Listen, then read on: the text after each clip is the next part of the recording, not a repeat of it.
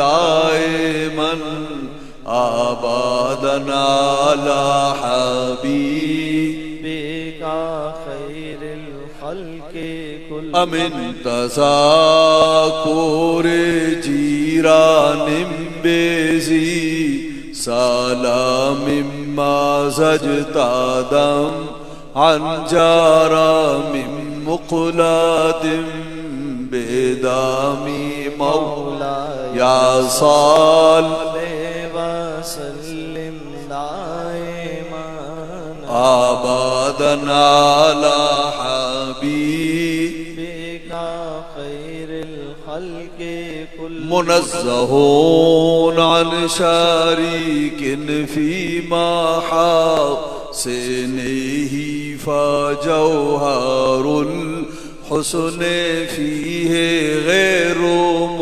منقسم مولاي صل وسلم دائما أبدا على حبيبك خير الخلق كل ثم الرضا عن أبي بكر وعن عمر وعن علي وعن عثمان ذي الكرم مولاي صل وسلم دائما أبدا على حبيبك خير الخلق كل اللهم صل على سيدنا ومولانا محمد معدن الجود والکرم والہ وبارک وسلم.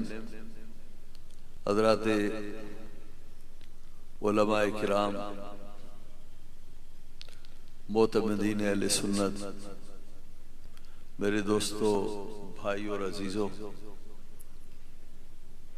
جامع مسجد مکرانی کی انتظامیہ نے روایت سابقہ کے مطابق اس بار بھی حضور سیدنا امیر المومنین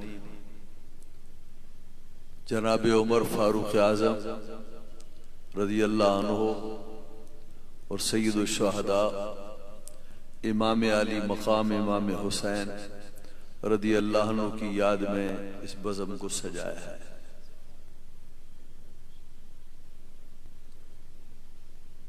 حضرت سیدنا امام علی مقام امام حسین رضی اللہ عنہ کی شان، آپ کے احوال، آپ کے مناقب انشاءاللہ العزیز اس پورے میں آپ سنتے رہیں گے.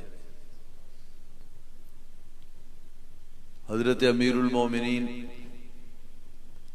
غیث المنافقین سیدنا عمر فاروق اعظم رضی اللہ عنہ کا تذکار ایسا ہے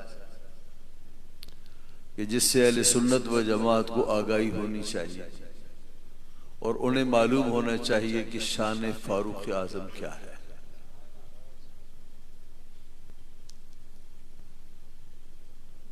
حضرت عمر رضی اللہ عنہ کی شان یہ ہے کہ ساری دنیا نے اللہ سے حضور کو مانگا اور ہمارے نبی نے اللہ سے حضرت عمر کو مانگا. اس لیے حضرت سیدنا فاروق اعظم رضی اللہ عنہ مراد رسول کہلاتے ہیں.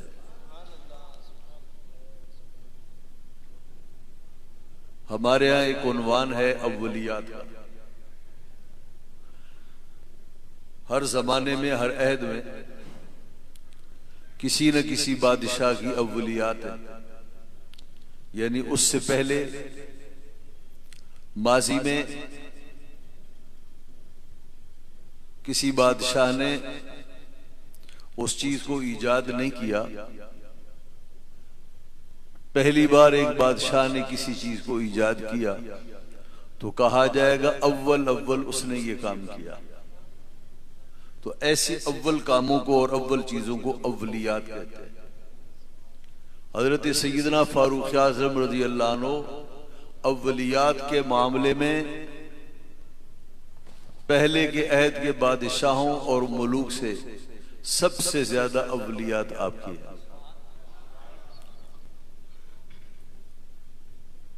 آج جمعے میں نے ایک حدیث بیان کی کہ نبی پاک صلی اللہ تعالی علیہ وسلم نے ارشاد فرمایا ہر امت میں ایک محدث ہوتا ہے جس کے دل پر اللہ بولتا ہے اور جس کی جو زبان ہوتی ہے وہ فیض وہ ترجمان حق کا فیضان ہوتی ہے. ایسے بزرگ اصحاب فراست و بصیرت کہلاتے ہیں.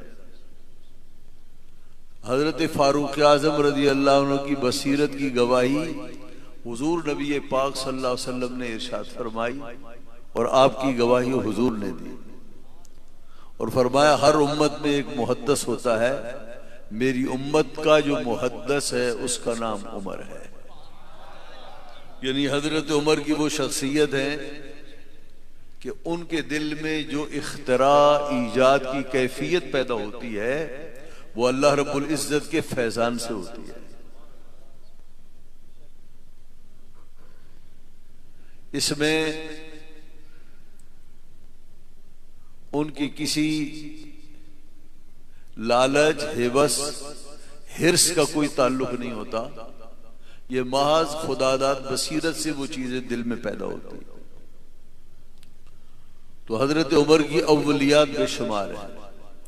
مثال کے طور پر ڈاک کا نظام حضرت عمر سے پہلے نہیں تھا. باقاعدہ پولیس کا نظام حضرت عمر سے پہلے نہیں تھا. قاضیوں کا نظام پہلے سے نہیں تھا. نظام کے معنی یہ ہے کہ پولیس کا محکمہ ہو, قضاء کا محکمہ ہو اور باقاعدہ بیت المال سے ان کے لیے ماہانہ وظائف کا اجرا ہو. یہ بات یہ حضرت عمر سے پہلے نہیں تھا.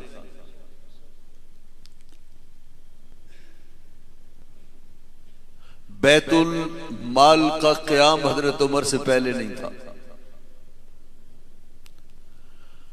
ہم یہ دیکھتے ہیں کہ دنیا میں آج تقریباً ہر ملک میں اعداد و شمار ہوتا ہے, مردم شماری جسے ہم کہتے ہیں. غالباً ہر 10 سال 15 سال کے بعد مردم شماری ہوتی ہے تاکہ معلوم ہو جائے کہ ہمارے ملک کے باشندے کتنے ہیں, ان پر وسائل کی تقسیم کیسے ہو. حضرت سیدنا فاروق اعظم سے پہلے مردم شماری کا کوئی تعارف نہیں تھا. سب سے پہلے مردم شماری حضرت عمر نے کرائی. ہمارے ہاں ایک کہلاتا ہے نو آبادیاتی نظام. ایک شہر ہے, اس کی تعداد بڑھ رہی ہے, لوگوں کی آبادی بڑھ رہی ہے. تو ایک ہی شہر کی جب آبادی بڑھے گی تو مسائل کے انبار بھی تو ہوں گے. ان مسائل کو حل کرنے کے لیے اور اس شہر پر بوجھ کم کرنے کے لیے نئے شہروں کو آباد کیا جاتا ہے اور بڑھتی ہوئی آبادی کا رخ موڑا جاتا ہے.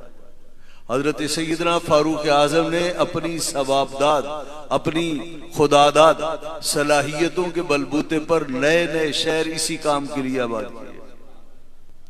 آپ کے دور میں کوفہ آباد ہوا, بصرہ آباد ہوا, شہر موصل آج بھی ہے, موصل کا شہر آپ نے آباد کیا. بہت سے شہر آباد کیے تاکہ چلتے ہوئے پرانے شہروں پر دباؤ نہ بڑھے اور اس کے جو وسائل ہیں اس کی تقسیم میں کوئی دقت پیش نہ ہو. یہ 1400 سال پہلے کی بات عرض کر رہا ہوں. تو اللہ رب العزت نے کیسا ذہن عطا فرمایا تھا. حضرت عمر سے بڑا کوئی فاتح نہیں گزرا. 10 سال کے عرصے میں, 10.5 سال کے عرصے میں دنیا کے تقریباً آدھے حصے پر انہوں نے پرچم اسلام لہرا دیا.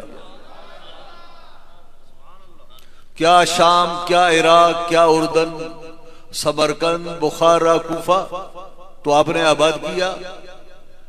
نئے نئے شہروں کو, مصر کو آپ نے فتح فرمایا اور آپ نے کیسر و کسرا کے ایوانوں کی اینٹ سے اینٹ بجا دی. آپ نے رومی شہروں پر قبضے کیے, فتح فرمایا اور آپ نے ایران کو فتح فرمایا, آپ نے عراق کو فتح فرمایا.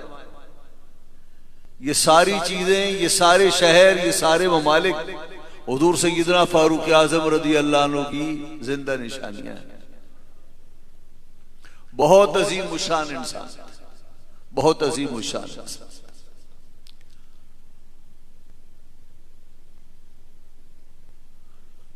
امیر المومنین کا خطاب بھی آپ کی اولیات میں سے۔ حضور نبی پاک صلی اللہ علیہ وسلم کے پہلے جانشین کا نام ہے حضرت ابوبکر صدیق، جو بعد از انبیاء تمام خلائق میں سب سے افضل والا ہے۔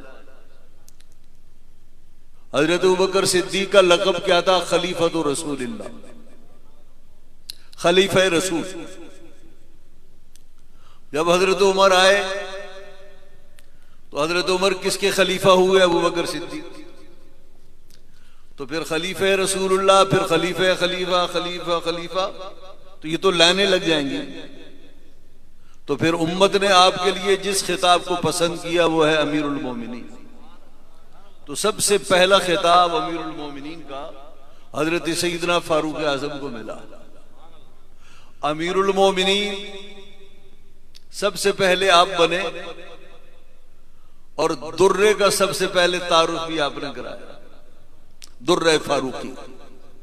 اس سے پہلے کسی بادشاہ کے لیے آپ تاریخ میں نہیں پڑھیں گے کہ جب وہ اپنی رعایا کے دیکھ بھال کے لیے گلیوں کوچوں کا چکر لگائے تو اس کے ہاتھ میں کوڑا ہو، ایسا کہیں بھی نہیں۔ یہ سیدنا فاروق اعظم کی شان تھی کہ آپ گلی کوچوں محلوں کو رات کو پہرا دیتے تھے، اور مخلوق کے خدا اور اپنی رعایا کے احوال کی پرسش کے لیے اور ان کے احوال کو جاننے کے لیے آپ شہروں کا دورہ آدھی رات کے بعد فرمایا کرتے تھے۔ ہاتھ میں درہ اس لیے ہوتا تھا کہ اگر فوراً نظام کو درست کرنا پڑے تو اس میں آسانی رہے۔ تو درہ فاروق اعظم،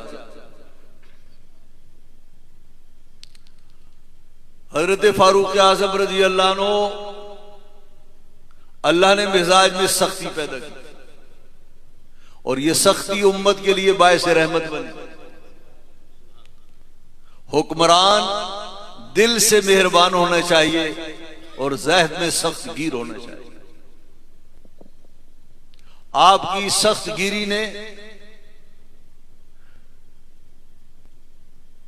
روئے زمین کو عدل و انصاف سے بھر دیا۔ یہ سخت گیری صرف رعایا کے لیے نہیں تھی، یہ سخت گیری ہر ظالم کے لیے تھی، ارباب حکومت کے لیے تھی، گورنروں کے لیے تھی۔ آج اگر ایس ایچ او کے خلاف، ڈی ایس پی کے خلاف، ایس ایس پی کے خلاف کچھ درخواستیں ہوں اور لوگوں کو اعتراض ہو تو سال اسی میں گزر جاتا ہے۔ وہاں گورنر کی شکایت لگانے والا مصر سے چلے اور شہر خلافت میں پہنچے تو حضرت فاروق اعظم رضی اللہ عنہ سے براہ راست اس کی ملاقات ہوتی، اور فاروق اعظم مصر سے گورنر کو طلب فرماتے تھے۔ حضرت عمر ابن عاص، اہل علم جانتے ہیں کہ عظیم الشان صحابی عمر ابن عاص، اور حضور سید عالم صلی اللہ علیہ وسلم کے عہد کریم اور بعد کے لوگوں میں بہت چند گنے چنے سیاستدان ہیں عرب کے، جن میں سے ایک بڑا نام عمر ابن عاص کا ہے۔ عمر ابن عاص نے مصر کو فتح کیا تو گورنر مصر بنا دیے گئے۔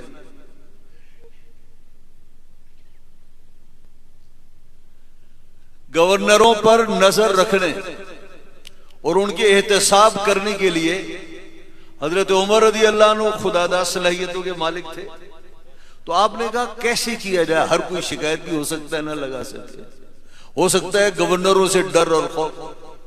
تو آپ ہر سال حج کے لیے تشریف لے آتے اور گورنروں کو پابند کیا کہ ہر گورنر حج پہ آئے گا اور کھلی کچہری میں اس سے بات ہوگی۔ یہ کھلی کچہری بھی حضرت عمر کی اولیات ہے۔ تو حج پہ آنے والے لوگوں کو یہ اعلان ہوتا تھا، جس کسی کو گورنر سے اختلاف ہو حج کے موقع پر آئے اور امیر المومنین سے شکایت کرے۔ لوگ کھل کی شکایت کرے، اور آپ اسی وقت اس پر کارروائی کرتے تھے. ایک آدمی مصر سے چلا آیا، کالے رنگ کا آدمی تھا، عام آدمی تھا، دیہاتی تھا. فاروق اعظم کی خدمت میں آیا، عرض کرنے لگا مجھ پر ظلم ہوا ہے، میں داد رسی کے لیے آیا، شکایت لے کر آیا ہوں، انصاف کیجیے. کیا ہوا؟ کہا ہمارے گورنر عمرو ابن عاص کا بیٹا، میرے درمیان اور کچھ لوگوں کے درمیان دوڑ کا مقابلہ ہوا، میں سب سے آگے نکل گیا اور میرا دوڑ میں پہلا نمبر آیا. عمرو ابن عاص کا بیٹا میرے پیچھے تھا. میری کامیابی کے بعد مجھے انعام یہ دیا گیا، میری پیٹھ پر درے برسائے گئے. اور گورنر کے بیٹے نے یہ کہا عزت والے پر سبقت کرو گے اور عزت والے کو ہراؤ گے، تمہاری سزا پھر یہ ہوگی. تو حضور مجھے دوڑ میں شامل ہی نہ کرتے نا. میں آپ سے شکایت لے کر آیا. بتائیے ایک عام آدمی شکایت کر رہا ہے اور گورنر مصر کے بیٹے کے خلاف شکایت کر رہا ہے، تو آپ قاضی کو خط لکھ دیتے، جج کو خط لکھ دیتے اور آپ فرماتے ان کا کیس سنو. لیکن آپ کو شک تھا کہ کہیں گورنر آڑے نہ آئے، اور گورنری جو منصب ہے وہ قاضی کے فیصلے کے بیچ میں رکاوٹ نہ بنے. تو آپ نے دربار خلافت میں مصر سے حضرت عمرو ابن عاص کو طلب فرمایا، فرمایا تو بھی آ جا، تیرا بیٹا بھی تیرے ساتھ آ جا. یہ تو بعد میں پتہ چلا ان کو کہ معاملہ کیا ہے. جب مدینہ شریف میں پہنچے تو آپ نے فرمایا اس مصری کو بلاؤ. بلایا گیا. اللہ اکبر. آپ نے فرمایا اب شکایت کر. یہ دونوں آ گئے ہیں باپ بیٹا. انہوں نے جو شکایت حضرت امیر المومنین کے سامنے کی اب بھی وہی شکایت کی. تو حضرت عمر نے فرمایا تو نے ایسا کیا؟ اس نے کہا جی مجھ سے غلطی ہو گئی. تو آپ نے فرمایا جتنے درے اس نے تجھے مارے مار اس. انہوں نے کہا حضور مجھے کچھ یاد نہیں، میری کھال اس نے ادھیڑ دی. فرمایا جتنا مار سکتا ہے مار اس کو. اس نے درہ سنبھالا اور جو اس کی پٹائی شروع کی گورنر کے سامنے. صحابہ کرام فرماتے ہیں ہم ڈر رہے تھے، رو رہے تھے، کاش اس کا ہاتھ رکے، یہ تھکے گا کب. یہ تھکا تو اس کا ہاتھ رکا. حضرت عمر نے بھی نہیں روکا. اب حضرت عمر کا اگلی بات سننا. فرمایا دو چار درے اس کے باپ کو بھی مار، اس لیے کہ اس کا دماغ خراب ہی تیری وجہ سے ہوا. انہوں نے کہا حضور مجھ سے زیادتی گورنر نے نہیں کی، اس کے بیٹے نے کی ہے، اور جس نے مجھ سے زیادتی کی میں نے انتقام لے لیا. حضور ان کا مجھ پر کچھ بھی نہیں. تو عمر ابن عاص سے کہا تیرے بیٹے کو جرأت کیسے ہوئی کہ وہ رعایا پر ظلم کرے؟ تیری گورنری کی سپورٹ تھی نا اس کو. اس نے عرض کیا کہ مجھے قسم لے لیجئے، اللہ کی قسم مجھے اس واقعے کا قطعی علم نہیں تھا. بتائیے یوں گورنروں کا احتساب کیا جائے تو کسی ملک میں بھلا اس طرح کے ظلم برپا ہو سکتے، اندھیر نگری ہو سکتی. یہ حضرت عمر کا طرز تھا. اعلی حضرت امام اہل سنت نے چاروں خلفائے راشدین کے لیے اپنے خطبات رضویہ میں بڑے پرشکو اور بہت ہی اعلی الفاظ کا انتخاب کیا جو ہر لفظ اس خلیفے کی شان، اس کی رفعت اور اس کی منزلت کی گواہی دیتا ہے. حضرت فاروق اعظم کے لیے کہا وَعَلَىٰ عَادِلِ الْأَصْحَابِ. حضور کے اصحاب میں سب سے زیادہ عدل و انصاف، سب سے زیادہ عدل و انصاف. عدل کے معاملے کی پیٹ نہیں بھرتا. دولت کمانے ہاتھ مارنے کی کوئی حد ہی نہیں. پیٹ پھٹ جائے لیکن پھر بھی دولت ڈالنی ہے. کہاں دولت لے کر جاؤ گے؟ کفن میں کوئی جیب تو ہے نہیں، خالی ہاتھ چھوڑ کر جاؤ گے. حضرت فاروق اعظم نے کبھی ٹیکس نہیں لگایا، اور ہمارے حکمران ساری عیاشیاں کرتے ہی ٹیکسوں پر، اور ٹیکس بڑھنے کی ایک وجہ یہ ہے کہ اپنی عیاشیوں کی کمی نہیں کرنی ہے۔ حضرت فاروق اعظم کو دیکھ لیجئے، ایک اندھے مجوسی کو یا آپ نے یہودی کو دیکھا کہ وہ بھیک مانگ رہا ہے، ایک بوڑھے کو، اندھا ہے یا نہیں مجھے تاریخ صحیح یاد نہیں، ایک بوڑھے مجوسی کو دیکھا بھیک مانگ رہا ہے۔ آپ نے فرمایا یہ بھیک کیوں مانگ رہا، کیوں بھیک مانگ رہا، پوچھو اس سے۔ تو اس نے کہا امیر المومنین سے کہو کہ جب میں طاقت میں تھا، میری جسمانی طاقت تھی، میں کماتا تھا اور میں آپ کو ٹیکس دیتا تھا۔ یہ کون سا ٹیکس؟ جس کو جزیہ کہتے ہیں، جو غیر مسلموں پر، جو ہمارے ملک کے باشندے ہیں ذمی، ان کے ذمہ ایک ٹیکس ہوتا ہے، اس کے مقابلے میں اسے گورنمنٹ سہولتیں دیتی ہے۔ مسلمانوں پر ٹیکس نہیں لگتا، ذمیوں پر لگتا تھا۔ اس نے کہا جب میں جوان تھا، طاقتور تھا، میں کماتا تھا، میں گورنمنٹ کو ٹیکس دیتا تھا، لیکن ٹیکس اب بھی مجھ پر لاگو ہوتا ہے تو میں کہاں سے کروں؟ میں بھیک مانگ کے ٹیکس پورا کرتا ہوں۔ آپ نے فرمایا آج کے بعد قانون بنا دیا جائے کہ کوئی شخص بھی میری سلطنت میں، میری ریاست میں بوڑھا ہو جائے اور کمانے کے لائق نہ ہو، اسے بیت المال سے وظیفہ ملا کرے گا۔ اس کی جوانی، اس کی عمر اس ملک کی خدمت میں گزری، اور جب اب اس کے ہاتھ پاؤں جواب دے گئے، اب ملک کو چاہیے وہ اس کی خدمت کرے۔ بتائیے ایسا عادل حکمران کسی نے دیکھا ہے؟ یہی تو وجہ تھی اللہ کے محبوب نے اللہ سے عمر کو مانگا، اور الفاظ کیا تھے؟ اللہم اعز الاسلام بعمر الخطاب و عمر ابن ہشام، مالک و مولا ابو جہل کے ذریعے یا اسلام کو طاقت دے یا عمر ابن خطاب کے ذریعے طاقت دے۔ یہ مقدر کی بات ہے۔ پھر ابو جہل کیا بنا؟ اس امت کا فرعون بنا، اور حضرت عمر کیا بن گئے؟ فاروق اعظم بن گئے، حق اور باطل کے درمیان فارق و فاروق بن گئے۔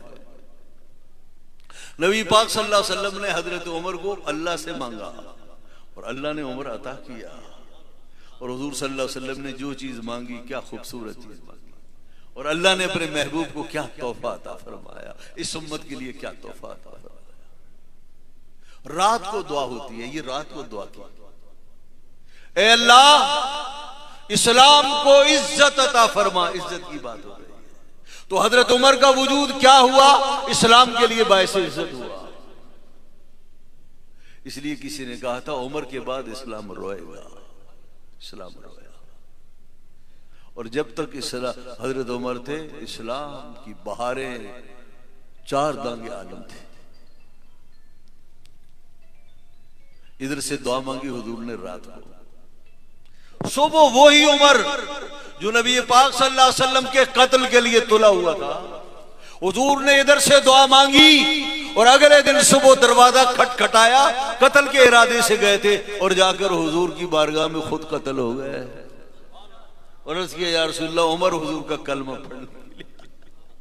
ادھر سے حضور نے دعا مانگی، یوں سمجھیے کہ چہرے مبارک پر ہاتھ آئے اور دعا قبول ہو گئی، اور صبح دنیا نے اس کا منظر دیکھا۔ حضرت عمر باطل کے لیے بڑا سخت پیغام تھے۔ حضرت عمر نے باطل کو پاش پاش کر دیا۔ نبی پاک صلی اللہ علیہ وسلم نے فرمایا، کئی باتیں ارشاد فرمائیں حضرت عمر کے لیے، فرمایا کہ میرا جو عمر ہے اس کی شان یہ ہے کہ شیطان اس کے سائے سے بھی بھاگتا ہے۔ عمر کے سائے سے شیطان، عمر کے سائے سے شیطان بھاگتا ہے۔ بہت سے لوگ جو صحابہ کرام کے دشمن ہیں وہ کہتے ہیں لو حضرت عمر پھر حضور سے بھی بڑھ گئے، حضور سے بھی بڑھ گئے۔ حضور نے اپنے لیے تو نہیں فرمایا کہ شیطان میرے سائے سے بھاگتا ہے، تو حضرت عمر حضور سے بھی بڑے ہو گئے۔ حضور فرماتے ہیں کہ عمر کی شان یہ ہے کہ اس کے سائے سے شیطان بھاگتا ہے۔ خدا کے لیے عقل کے ناخن لو. یہ نبی پاک صلی اللہ علیہ وسلم نے جو حضرت عمر کی شان بیان کی اپنی امت کے لحاظ سے یا اپنے لحاظ سے؟ امت کے لحاظ سے. اور نبی پاک صلی اللہ علیہ وسلم نے شان جو امت کی بیان کی امت کے لحاظ سے. حسنین کریمین کون ہے؟ جنتی جوانوں کے سردار. حضور کے بھی سردار ہیں؟ نہیں. انبیاء کی بھی سردار ہیں؟ نہیں. یہ صحابہ کرام علیہم الرضوان کے حوالے سے، یہاں تک کہ شیخین کریمین خلفائے راشدین کے حوالے سے. نبی پاک صلی اللہ علیہ وسلم نے فرمایا ابو بکر جنت میں، عمر جنت میں، عثمان جنت میں، علی جنت میں، ابو طلحہ جنت میں، طلحہ جنت میں، زبیر ابن عوام جنت میں، عبد الرحمن ابن عوف جنت میں، سعد ابن وقاص جنت میں، سعید ابن زید جنت میں. 10 نام دیے آپ نے. اب کوئی کہے یہ تو پکے جنتی ہیں، حضور نے اپنی تو کچھ بتایا نہیں. یہ سب امت کے حوالے سے ہے. میری امت میں یہ 10 خوش نصیب لوگ ہیں جنہیں جیتے جی میں جنت کی بشارت دے رہا ہوں. کبھی اعزازات میں اور کبھی بھی مناقب میں امت کا مقابلہ نبی سے نہیں ہو سکتا. ہمیشہ امت کا مقابلہ امت سے کرنا چاہیے، نبی سے نہیں. اس لیے کہ نبی کی شان یہ ہے کہ امتی کو ملنے والی ہر برکت نبی کے ہاتھوں کا صدقہ تو ہے، نبی کے دامن سے ملتی ہے. امت کو ملنے والی برکات نبی پاک کی طفیل سے، ہر نبی کے طفیل سے امت کو ملتی ہے. تو برکتیں ملی ان کو، ان کے ہاتھوں سے ہیں، تو ان سے مقابلہ کیا. نبی پاک صلی اللہ علیہ وسلم کی شان یہ ہے شیطان حضور کے سائے سے بھاگتا ہے. حضور فرماتے ہیں جب بھی ابن آدم کے ہاں کوئی بچہ پیدا ہوتا ہے تو اللہ اس کے ساتھ ایک شیطان لگا دیتا ہے، ایک فرشتہ لگا دیتا ہے. فرشتہ اس کی رہنمائی کرتا ہے، شیطان اسے الٹی پٹی پڑھاتا ہے. عرض کیا یا رسول اللہ کیا یہ 2 چیزیں آپ کے ساتھ بھی ہیں؟ آپ نے فرمایا ہاں میرے ساتھ بھی ہیں، لیکن میرے اللہ نے مجھے طاقت عطا فرمائی، میرا شیطان مسلمان ہو گیا، میرا کلمہ پڑھ لیا. حضور کی شان تو یہ ہے کہ سائے سے بھاگنا کیا، جو شیطان اور لوگوں کے ساتھ ہے.